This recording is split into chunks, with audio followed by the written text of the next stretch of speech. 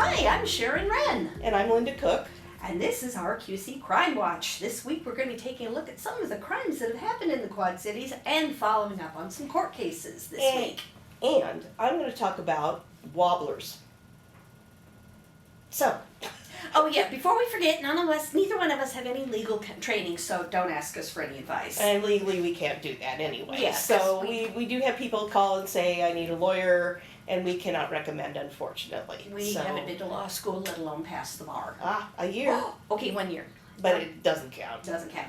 Anyway, so police in the Quad Cities are asking residents to be careful around debit or credit card machines because several skimmer devices have been found at 7-Eleven stores in the Quad Cities. Oh, Sharon. Okay. Yes. Now this is skimmer means what in this case? Skimmer is a little device that captures credit card data, and they're put on top of a legitimate machine.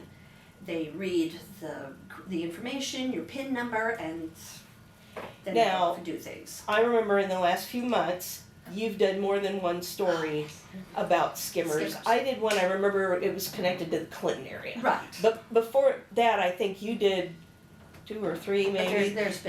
It's nothing new. Right, Exactly. and it's been around for a while. But, so how was this discovered and when and where? These incidents are a little unusual because they are all happening at 7-Eleven stores. So far in Rock Island and Kelowna. We haven't heard, they could be at other 7-Elevens, so people do need to be careful. We're not sure why they're all at 7-Eleven stores. But they're usually found at ATMs, gas station pumps, the little point of sale at the checkout, things like that. Police believe the one found at the Kelowna 7-Eleven could have been there as long as a week. Before it was discovered. Thousands of people could have used that. Thousands. Multiple ones have been found all over town, so police are coordinating with the Secret Service to investigate this. This is big. It's vast. I mean, think of who it could affect you, your neighbor, or your son, daughter, grandma, anyone. Everybody from the mayor of a town down to some kid trying to get their work study money right. at the ATM. So, yes, they're currently searching all the stores looking for these devices. Now, if you're not sure about a machine, they say to look at it. Make sure all the parts kind of look the same and they're cohesive. Check the keypad, the chip reader, the swiping panel. See if there's anything like a different color or a different texture or kind of loose if you pull on it. Because any variations could be a sign of a skimmer. Now, Rock Island Police Chief Tim McLeod says businesses should inspect their machines, report any skimmers to the police, and any person who thinks their information may have been compromised should contact their bank or credit union immediately to see if there's been any unauthorized charges. Well, first I want you to know Sharon showed me the first picture I had ever seen of a skimmer, the little device. The little doodad, yeah, and it looks very innocuous. Very innocent looking. Yeah, you wouldn't know that thing didn't belong there unless you were really thinking about it, and that's, I presume, why they put them at fast sale spots. ATM, you're not thinking, you're at the gas station, you're trying to go to work, oh my god, how's traffic going to be, what's in my email, you're not thinking, you're swiping, and wow. So now's a good time, I guess, to check if you live in this area, or if you've it doesn't matter. This could have happened in Davenport too, we don't know. We don't know we just know as of right now, Kelowna and Rock Island, but you should be on the lookout anyway, even if you're traveling, because this could happen anywhere. Anywhere, and now would be a good time to check your bank statement online and make sure that you can account for all those payments taken from your account. And then if anything looks unusual, contact the bank. Right.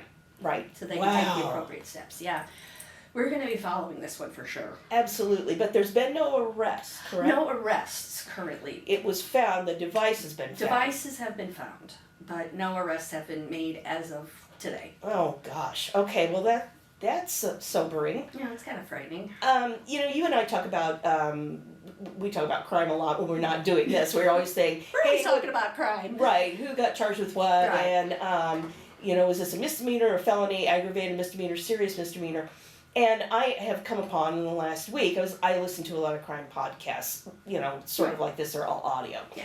And I came upon the term wobbler, and it's something I should have known, but I didn't. So I'm assuming not everybody out there knows, so I'd like to share that with you today. I have no idea what a wobbler Well, is. a wobbler is a crime that can go either way. It can be a misdemeanor, it can be a felony. So think of this, OWI is Right. generally a misdemeanor, right? But if it's a third one, it's becomes a felony. So depending on the situation, depending on the crime itself, and depending on the history of the person, because some people are habitual offenders, a wobbler can go either way. It wobbles. It can go. So eluding is the one I thought of. Yes. You can elude for a few blocks and get slapped with a misdemeanor, but you can also take police on a chase and destroy property. You can even hurt someone, Right. and then that would be felonious eluding. So I think that's interesting. I get a lot of people who tell me, I don't understand why they did this. I don't understand why was this only a misdemeanor. That's because it's a wobbler. It's one of those things you have to consider the circumstances, the crime itself, the situation. Is this assault, for example, a misdemeanor because a couple of people got mad at each other and one socked the other? Right. Or is it someone who tried to really hurt someone and maybe had murder on their mind? Well, then that would be felony assault. Right. So keep in mind that there are wobblers out there. When you hear about different sentencings, different charges, and that's something that you and I talk about a lot. Right, because we see eluding all the time, and sometimes it's only 5 or 10 miles over the speed limit. Or then we have the girl I wrote about who was doing 130 on Interstate 80. I just can't believe that. Oh, that's definitely felony. And I should have also included this. Also, are you putting the public in danger? Exactly. And she was. She was. We all learned a thing today. Well, I hope so. Yes, So, I had no idea the what more a you wobble know. was. The more you know. Well, there was a gentleman from the Quad Cities who was recently sentenced to 19 and a half years in federal prison for his part in a racketeering conspiracy that went on for decades. Also possession of a distribution quality of cocaine base. The gentleman's name is Timothy Beaver. He's age 30. He was part of a group that was involved in dozens of shooting investigations and at least 7 homicides over the past 20 years. Oh my gosh. Now, I'm not saying this gentleman has been involved since the beginning because he would have been 10 or something. Right. But these incidents date back to 2006 when members of the group drove by an outside family gathering, opened fire, and caused the death of Insulina Howard. Oh. Yes, those people! They were also involved in a shooting outside the Mississippi Valley Fairgrounds in 2011, a shooting in front of the Chorus Line in 2013, a shooting near the Quad City Times' parking lot in January 2020, and another incident in June of 2020 where these folks thought they were shooting at a van full of rival gang members. They were Davenport police officers in the van. They fired over 30 rounds, one officer was struck, and then the members of the group were arrested after a high-speed chase through Davenport. Oh, I remember that. Yes. So I thought you would remember a few of those. I remember a few of these. The one is very, very tragic. Yes. Selena Howard, I remember that very, very well. Right, and as well as the shooting near your old stomping grounds. Right, at times. exactly. So Wow. members of this enterprise have been being convicted over the past couple of years. More are set to be convicted this summer. And this is interesting too, Sharon. I'm talking about, you and I are talking about crimes that are very old. Right. I mean, not 1880s No, old, but not recent. Right, I mean, And- 2006. And so the other thing I tell people is let this case process. Let it go through the courts. It's not like on TV and movies when 2 weeks later somebody is sentenced for doing something they've done a month before. That doesn't happen. And you and I both know that that's the way it is in Right. Illinois and Iowa. And I think probably all throughout the United States. These things do take time Right. because the work on both sides, for the defendant and for the prosecution, is painstaking, Yes. and they have to take their time. And you want them to. You're right. You don't want to rush justice. You never want to rush justice because you could have made a mistake. Right, and you might have the wrong person. Yeah. You know, likewise, you might have caught somebody who has had a hand in quite a few things. So You never know what's going to happen. exactly. Well, this was sort of an interesting case because it's an assault and then kind of an assault after the assault. This happened last week, and a 36-year-old Davenport man, his name's George Wesley III, was in custody after police say he was involved in an assault, and then he spat on the officer who was taking him to jail. So Ew. this is the story. First, he faces charges of first-degree burglary, possession of contraband in a correctional institution, an aggravated misdemeanor charge of assault on persons in certain occupations, bodily injury, and a serious misdemeanor charge of assault on persons in certain occupations. Now that's according to Scott County court records. So this happened on Wednesday, and police responded to a burglary call in the 1300 block of Gaines.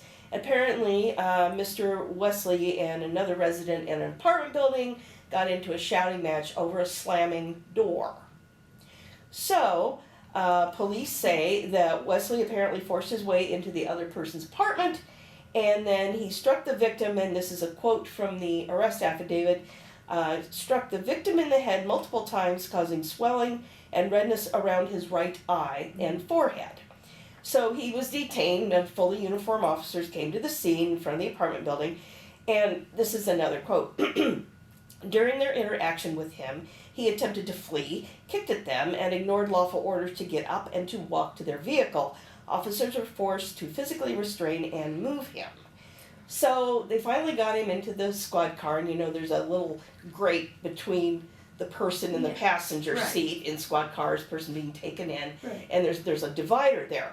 So he intentionally leaned forward to this metal grate, and the officer who was driving, he spat in his face on the right side, and then afterward, Wesley, this is another quote, acknowledged this was an intentional assault.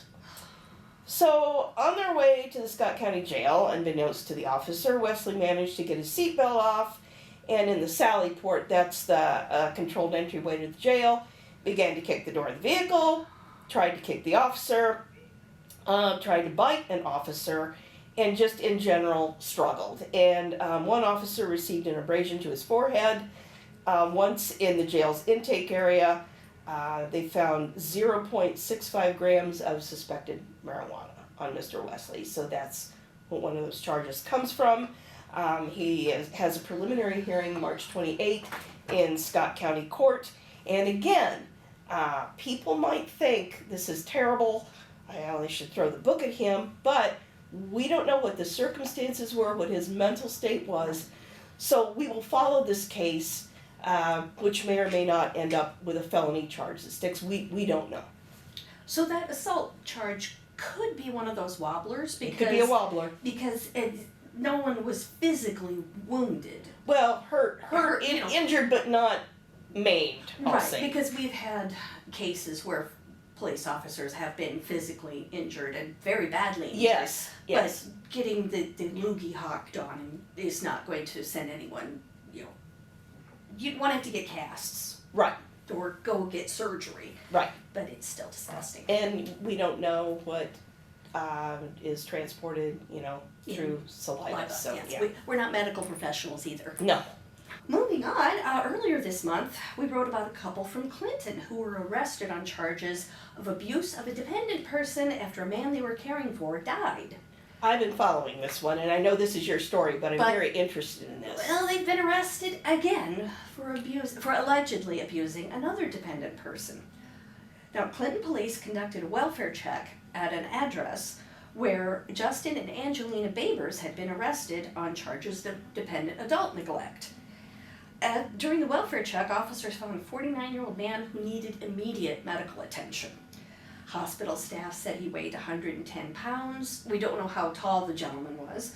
Had multiple open wounds with signs of infection, and blood tests showed he had elevated white blood cell counts, which is another way that they determine there's an infection. Right.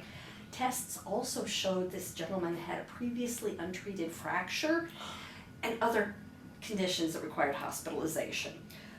The Babers were arrested on a new charge of dependent adult abuse resulting in serious injury and are awaiting their initial court appearances in that case. Now, shouldn't say assume, but so they were out on pretrial release, right? For the first incident, they weren't in custody. I don't believe so. Okay.